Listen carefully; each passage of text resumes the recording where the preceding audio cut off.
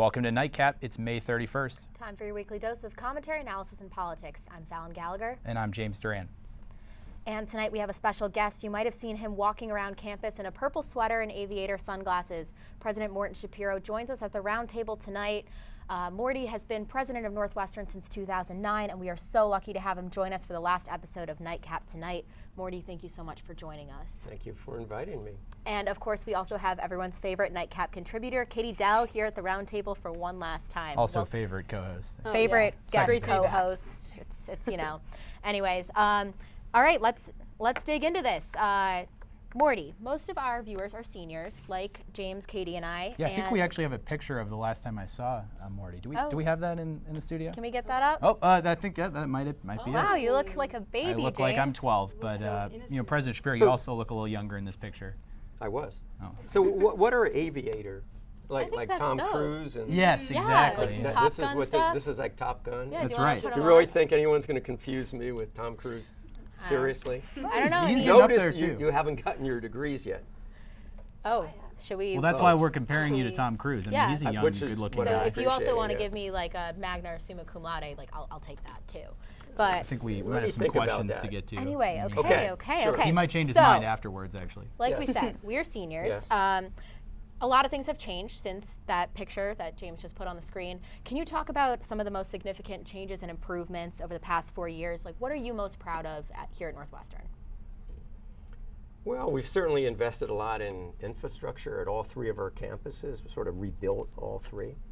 I like Willard. That was reopened. Any of you live in Willard? Maybe some of your viewers I lived did. in Sarge. Some of our which we viewers could probably lived in the old probably, one. Oh, I apologize. Yeah. Oh, I really apologize. apologize. Okay, I'm out. Yeah, 560 Lincoln's nice. It is. Willard's nice. A number of the different. I like the in Mudd Library where that people study there a lot. I do beautiful, wander the around views of the campus lake. a lot, as you alluded to. So there's a lot of that. A lot of the investments in programs have been good, and what do you see as still needing improvement? everything. Yeah, You gotta you perfect never it. be complacent, right? I mean, there's, we could do better in treating the students, create the inclusive communities that we advertise on the tour, and there's a whole bunch of things we could do better job teaching, even better job in our research. The Pretty tour much guides are all everything. great, though, I will say that. Oh, they're wonderful. I love the tour guides. They Katie sold Dell, me. you had a Katie, question? Do you want to chime So in? yeah, kind of building off that, Yeah. we've seen a lot of like physical structures and improvements that way, but what are some of the other places that our investments are going that maybe students can't see as physical structures, just different programs that are kind of happening behind the scenes? Well, we've hired a lot of staff and also a lot of faculty, so I think average class size is always pretty good, but now it's lower, and the support systems are much better. We didn't have student enrichment services. Well, we didn't probably need it because we didn't have a lot of Pell Grant recipients this year in the entering class. 20% are Pell eligible. So That's great. students have changed a little bit. When I got here, our admit rate was 30% for undergrads. Now it's 8%. So that's kind of Single digits. I'm an Fortunately, economist. we all creeped right in before Yeah, that got to I think you. we were at around like They both would 12. have gotten in now anyway. probably would, yeah, yeah. well, needless to say. But I think the markets tend to work. I don't always work perfectly. I'm economics professor, as you Sure. know. So I We're gonna think get to that in a minute. if we didn't do something right, we probably wouldn't, we're one of the strange products in all of industries where of every 12 people who want to buy it, 11 we say, sorry, you can't. That's pretty, Right. I mean, it raises the stakes for us to make sure we provide the best kind of education, but I think we're doing something right. Well, and we've mentioned, you mentioned the bigger hires recently. We've hired a lot of really impressive faculty, and interestingly enough, I was in a class that you used to teach this quarter, economics of education, and Professor Scott does it, right? Yes, He's exactly. great. I think he's better than I was. He's one of the more charismatic professors I've ever had. But, He's wonderful, yeah. But anyways, he did sort of an informal poll where he said, here's a list of economics professors, and included in those were Mark Whitty, who of course is the chair of the department, pretty high name idea. Big NightCAP fan, I believe. Big right? NightCAP fan, actually. yeah. Eric Schultz, who's another student favorite for his Okay, behavioral yeah. class. And then he had sort of the really blockbuster research names. He had Mansky on there, he had Porter on there, he had Jayachandran, if I'm saying that right, and Chris Udry, who of course was a big get recently from Harvard. Talk a little bit about the importance of attracting top research talent like that, even if the students maybe can't always take a class with them, what they contribute to the university. Well, the economics department's ranked 7th in the world, and that's good. You mentioned a series of professors who are tenure track and some who are not. And I happen to know, because it's my department, we have 9 full-time non-tenure line faculty, including a number of whom you mentioned, and then we have 36 like myself who have tenure. And I think, we have people whose main expertise is in teaching, and they're extraordinary. I mean, nobody's better than Mark and Eric and Scott and a number of other ones. But we also have, Bob Gordon, who's one of the most well-known macroeconomists he was also on in the list, world. I should say.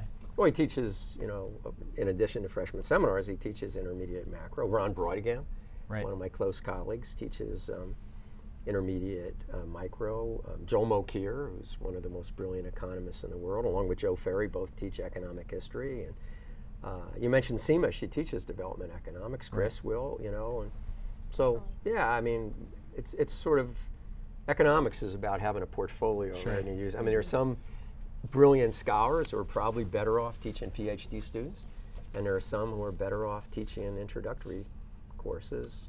Definitely. I teach undergrad too. You forgot me, right? There you go. Yeah. I have he tenure. forgot I have a you, new rather. book. You got to take it up with Scott. He wasn't. Yeah, you weren't on the I'm list. going to take it up with Scott. So I think it's a mixture, and some departments rely more on the big names and than others. And economics leans a little bit more into that than say the history department, which is ranked 11th, and it's a great department, and the vast majority of those undergraduate courses are taught by their tenured faculty. And so it's something else that you've done recently, actually, you wrote an op-ed in the Chronicle for Education, and in this you push for students to have multiple majors, and many Northwestern students do. I know James and I both do, but it can feel stressful, especially when you're involved in multiple extracurriculars. We're here with NightCAP, pre-professional activities too. Northwestern now has that slogan, the "and" is in our DNA. Do you think that these narratives can be harmful to students, that it causes them to push themselves too hard at times? I think the students we get at Northwestern probably would have pushed themselves pretty hard anyway, regardless of any slogan. The other thing I think in that op-ed, I'm trying to remember because I read a lot of op-eds. Right? Yeah. That one, I think it wasn't so clear that you needed a double major in art history and engineering, but that if you're in art history, you take some engineering, and if you're in engineering, you take some art history. And one of the joys of the quarter system is that you have that flexibility, and that's why I'm a big fan of BIP and IMC and a lot of these interdisciplinary kinds of programs. And I think people should take that. But yeah, sometimes I hear it adds to the stress, but I don't know. It's a slogan, and I don't remember if I wrote it. Yeah, It's a good slogan. It's catchy. I don't know. I wasn't smart enough to come up with it. But yeah, I always worry that. I love the quarter system because you can take a wide range of different courses. But it is a little scary that people work very hard here, and that's why when I welcome the students, I always say, there's more than just that GPA, and I seldom, when I preside over graduation, over the two of you and recent you, and they don't usually complain about, I didn't work hard enough. It's usually I did too much. I should have watched the sunrise and on the Lakeville, and I should have gone to Wrigley, and that kind of thing. Well, and you brought up Pell Grants, and so, as you mentioned, one of the foremost, you didn't mention it, but you should, because you are one of the foremost experts on this sort of this question of who should go to college, how can we make more people go to college, but the right people. So putting on your professor hat, you've testified before Congress a few times, and I think that was one of the 3 or 4 times you actually missed a lecture. Talk about why. Yeah, it was one of the sort of I why. missed 5 in right. my career, So 39 years. It's a small number Only in 5. 30 Wow. But you have sort of this recent debate that I think is a little bit bifurcated, which is sort of people talking about making sure that we identify who should be going to college very early, which I think is wrong, and then you have sort of this recent push for free college for all, which I think is also wrong. I mean, where do you sit on that, and how do you see that debate sort of progressing? Well, we have a real problem with undermatching. So this new book I wrote with Gary Solomorson, I don't know if you took any Russian literature. He's my favorite I love professor him. here. Mine Don't too. you love him?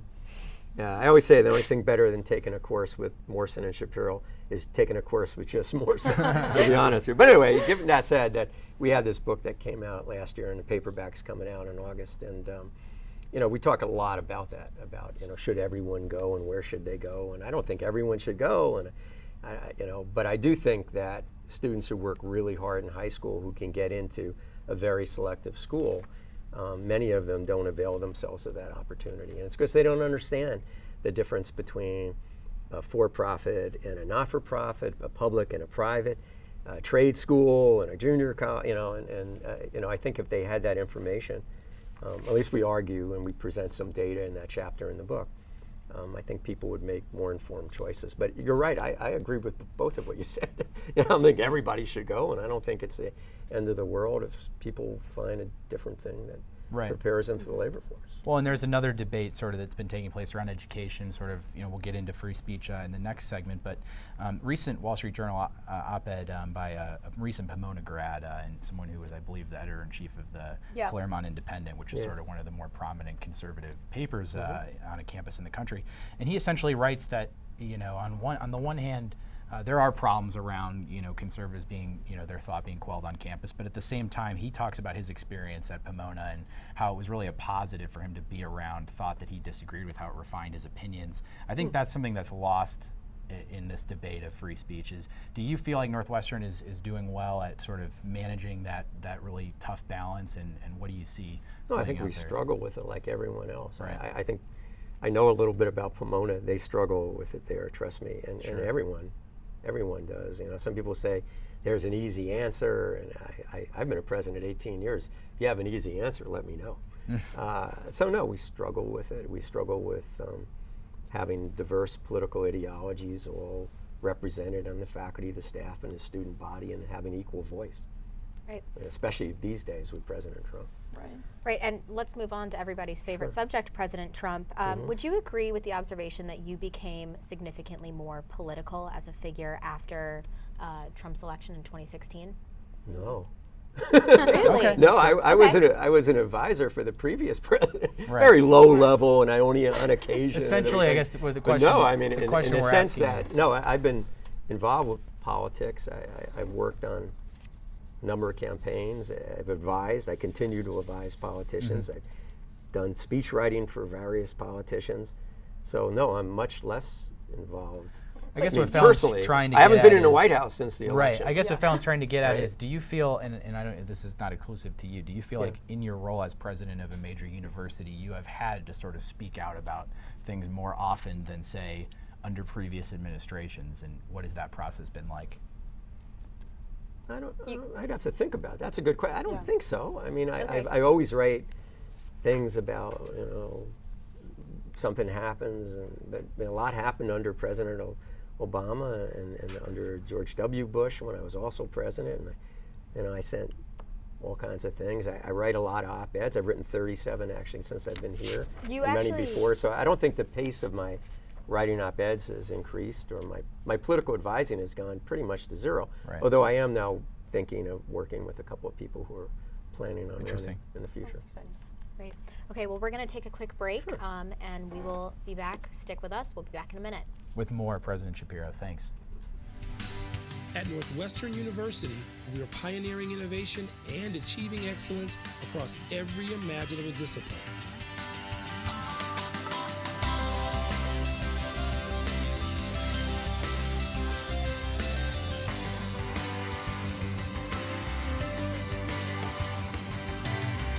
At Northwestern University, the possibilities are endless.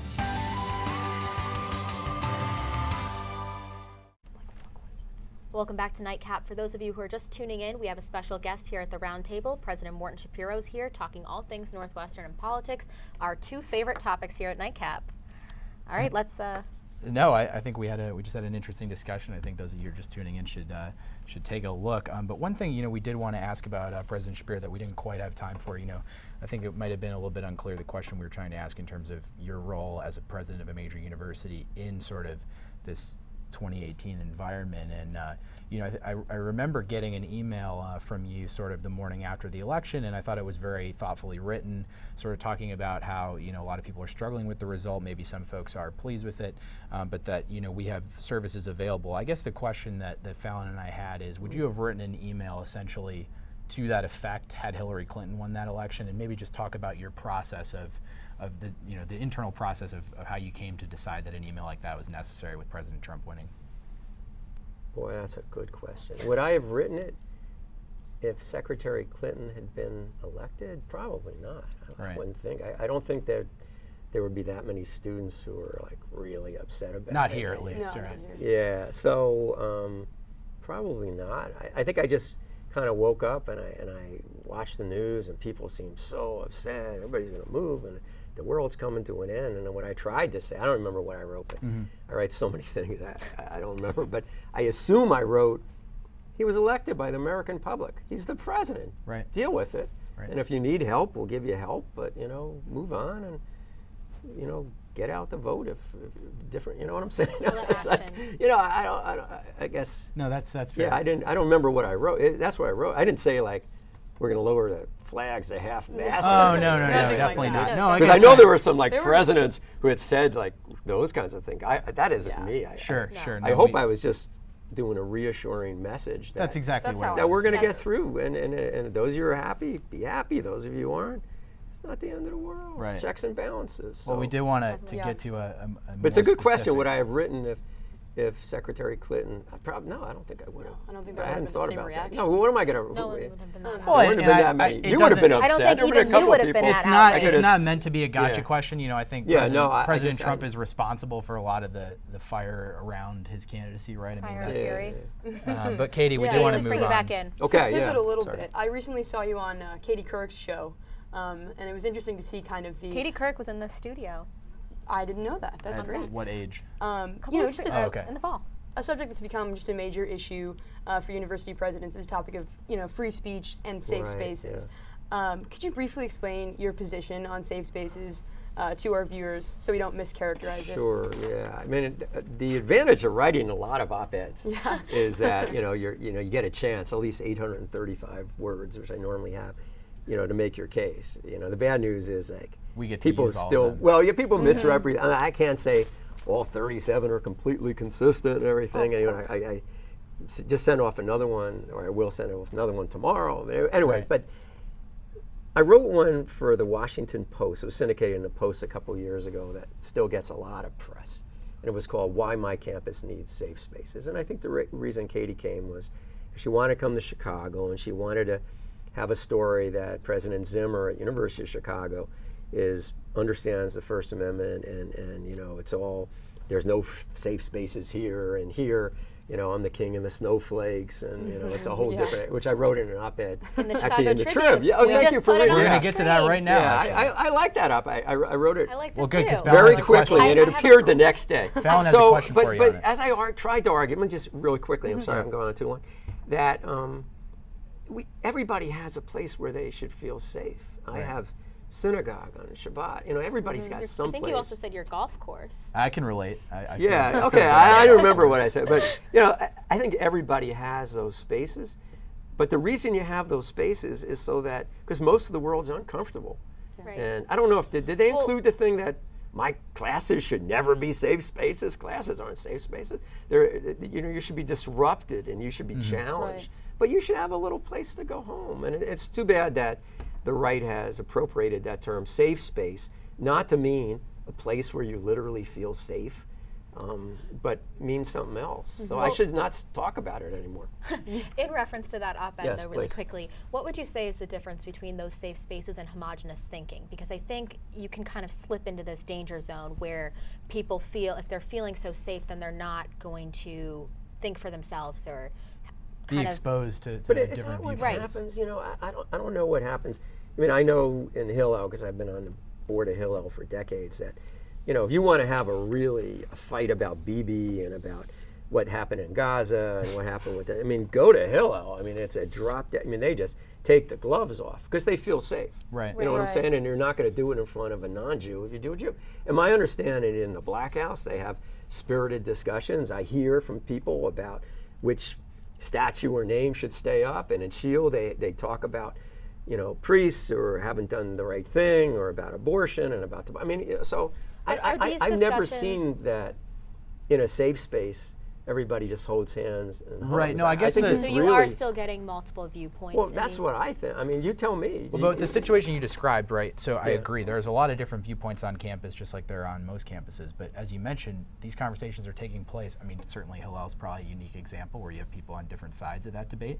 But you talk about the Black House having discussions about statues. You talk about college Republicans having debates about free speech. They're not engaging on their respective issues together. You really think that when you should know, but when the Republican club gets together, I thought they had really spirited Oh, I don't debates on attend. should they. I don't attend, so No, I but don't know. about should they support President Trump when he was running for president. Right. And I mean, I read a lot about that. And many Republican clubs at big colleges or colleges and universities decided not to Right. support him, and actually either said they supported Hillary or they supported nobody. yeah. So I mean, I assume What is a that Aleppo guy? was What's that guy's name? a spirited discussion. So I've never seen, just because you're in a so-called safe space, that you all just say the same thing. I think quite often you feel the freedom to be more honest. Right. And unfortunately, we're running out of time with you, but we do have one quick question before Okay. you go. Yeah, we've heard. I wish most politicians were sort of eloquent and thoughtful as you are. One question we asked to Congressman Adam Schiff, which he I was think on this show. he definitely has plans for higher office, but we're going to ask you just He in is case. good. Oh my God. Do you have plans for higher office? I hear you're advising candidates again. I Yeah. hear you're speech writing. I mean, what? Any plans on that? I'm not made out for I'm not made out for TV or politics. Boy, I think a lot you of know, people So would does- vote for an independent in Illinois on the governor's ballot. But I'm a very, very proud American. My father was a appreciate veteran, and I am too. And I just feel it's more sort of an obligation. So I have talked with a couple of people who are I'm sure. various stages of candidacies, and we'll see. Great. I have a narrow expertise in economics, but if I can help, I try to do it. Well, I'm sure your insight is very appreciated. Thank you so much for joining us, Thank you Morty. for It's been having great me. Thank you. having you. Thanks. All right, we're going to take a quick break. We'll be back with more NightCAP in a minute. At Northwestern, we're Wildcats in every way.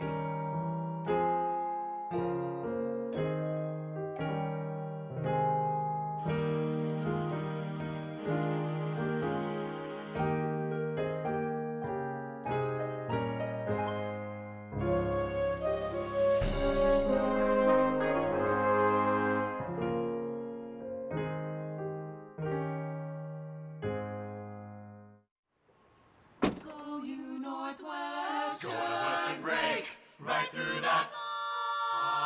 With our colors flying, we will cheer you all to go. Go you Northwestern, fight for victory, sweet victory, for the fame of our fair name, and go Northwestern, win that game.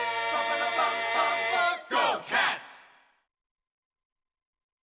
Compelling things during that interview. Katie Dell, what were your biggest takeaways? My big takeaway was I was just struck by his candor, especially in the question that James asked about what would he have done had Secretary Clinton been elected. Definitely. I expected him to say, "Oh, I'm not sure," but he said no, which I think is what we were all thinking was the truth. But I Yeah. was surprised about how forthcoming he was, given that it's a tough, it was Definitely. a little bit of a grabber question. Very blunt and very humble. I thought Very it was a great James. interview. All right, well, we actually have to turn really quickly now. We're going to do our special segments for the last time. It's time for 30 seconds before 8:30. Let me get the timer up. James has been wanting to talk about this one for weeks now, and now we finally have some news on it. Sorry, I'm getting the timer really fast. Okay, ready? Go, Greitens. That's right. So Missouri Governor Eric Greitens, Republican who was elected the November as 2016, recently resigned this week, finally, after allegations that he had taken an inappropriate photo of his mistress against her will. But actually what seemed to get him, Fallon, was a campaign finance violation. That also got Dinesh D'Souza, which we'll talk about later. It's funny how that works. All right, I think we only have time for one out of these two. Which one do we want to do? Just watch Shep Smith more often is what I would say about that one. Let's go to Roseanne. Okay, Roseanne Barr, she had her show rebooted this year, big Trump supporter. ABC quickly removed that show this week after she tweeted a racist tweet about Valerie Jarrett. Yeah, it was Valerie Jarrett. Not okay. I wish we had that tweet to put on the screen, but unfortunately we don't. Yeah, very swift action by ABC. It was their highest rated show. So. Yeah, Bob Iger's got a lot of new followers. Well, on he's Twitter. a Democrat, so. All right. Let's move on. Okay, this is something fun that we have.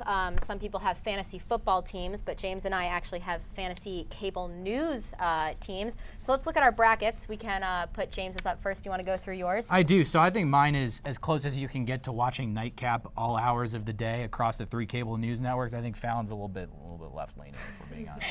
Okay. So frankly, this is really even, though. It's 6, 6, and 6 across CNN, MSNBC, and Fox, and there's 1 hour where I hate every show equally. So just watch sports at that time. Is that 9? That's 9 Eastern, 8 Central. That's my 6 p.m. Eastern. If we can get mine up on the screen, Let's get Fallon's. That's when I like to turn to nightly news. And at 9 o'clock Eastern, that's when I take my 1 hour break from cable news. Do we have Fallon's? I think we. I think we do get have mine. Fallon's. Yeah, because we have Queen Andrea at noon. That's She's right. the best team player. Lawrence O'Donnell, I think he should really stick with the West Wing. He was a lot better there. We got Nicole, one of my favorites, at 4 o'clock. I can't believe you went Katie Tur over Dana Perino. That's ridiculous. Oh, I love Katie Tur. She's That's great. ridiculous. I do have Shep, though. Well, that's the obvious one. She's going up against a Canadian guy in Brooke Baldwin. Okay, I that's mean, also come on. really rude that you keep calling Ali Velshi Canadian. He is a Canadian, just but like he Ted has Cruz. a name. Also, Brian Williams is not fake news. Brian Williams is great. He lied. Okay, so. let's do your Katie. your summer reading really All right, quick. quickly- Brian Williams was wearing a purple tie the night that I got into Quickly, Northwestern, and that was a sign. Quickly, oh, what? Summer that- reading. Is that a sign of what? That That I was going to get okay. into Northwestern. Go Cats. Finally, we've got a quick thing for you here. We've got a reading Really list. fast. If you're a political junkie like us, here's some books I picked out. Didn't hate any of them, so we kept them. The Great Revolt, top one. Read that this summer. Selena Zito and Republican operative Brad Todd. Number 2 is John McCain's book. A lot of incredible stuff in there. Number 3 is Jake Tapper. The rest, John Meacham, everything he writes They is can good. read. The rest, they can read. I would we just got skip. to move. Okay, Let's for go. the last time. Finally, what did you miss? Our round table is going to let you know. We have Katie Dell, and we have a new face at the round table, Andrew Merica. You haven't seen him on desk before, but he's always been behind the scenes. Katie, right. let's start with you really fast. All right, in case you missed it, President Trump had a historic meeting with Kim this week, Kim Kardashian. She went to the White House and met with him officially.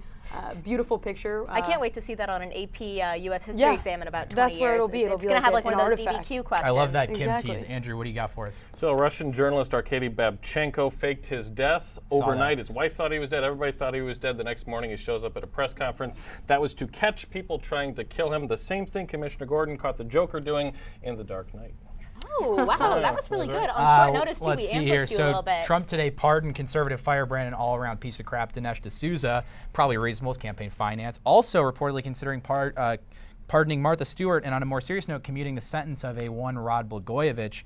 I think that's probably the right move. I think we'd all agree that he's been in jail way too long. I know he's got some Northwestern ties, so we hope for the sake of his family that President Trump follows through on that. Definitely, and I didn't get to do our social media plug today because unfortunately it is our last show, but if you looked on social media, you would have seen a picture of John Boehner taken at about 10 a.m. at a conference with a nice Bloody Mary right He's living next his to best him. life in retirement, but we really Takes us want back to our first thank social media post. Fallon, with, we want to thank everyone, and the reason Andrew Merica, if we can pass on to a 4-shot here, the reason we've got Andrew here, and Lindsay, love you, but the show might explode while Andrew's not in the control room. He is the key to this show. I seriously mean that. Lindsay Andrew, says it's going fine. We She's in my appreciate ear. everything you do. We thank you so much. We couldn't have done the show without you, and Fallon, I know you wanted to thank one other person in particular. A huge thank you to our faculty advisor, Larry. Last July, James and I joked about starting our own political cable-style show. Thanks to Larry, our idea actually became a reality. Thank you for giving us a platform for high-level political discussions and a healthy outlet for our cable news addictions. And finally, want to Huge. thank everyone who's ever helped with this show, all of our guests, but we want to specifically name check Alyssa Morvis, Andrew Bridgman, Jamie Leventhal, Lindsay Armacost, who's killing it right now. Will Greer, who's unfortunately not who here, but recently won an just- award. Will, shout out. Alexa McHale, Jamaica Ponder, Haley Yamada, Joey Safchik, Avery Van Etten, Esther Wells, Courtney Morrison, Kayla Clements, Edwin Rebayar, we have Kayla Clements twice? Kayla Clements again, Jason Kerr. And finally, a special thank you to one Fallon Mary Gallagher. in case you haven't noticed, all the production value is not me. I'm sure most of you could have inferred that. I mostly just show up and talk at you. But Fallon actually puts the entire show together. And so Fallon, thank you for everything that you do and for not Ron Burgundy me with the teleprompter at all. By the way, any network folks who are watching, for some reason, you're probably doing it wrong because Fallon's still on the job market. What? Have any of your Don't tell them I'm Have any of your unemployed. first-year hires executive produced a full show? I don't think so. Thanks to all of you for watching. We hope to see you at 5 and Dime in an hour at 9 o'clock. Show up, be there. Thanks for watching. Good night. Thank you.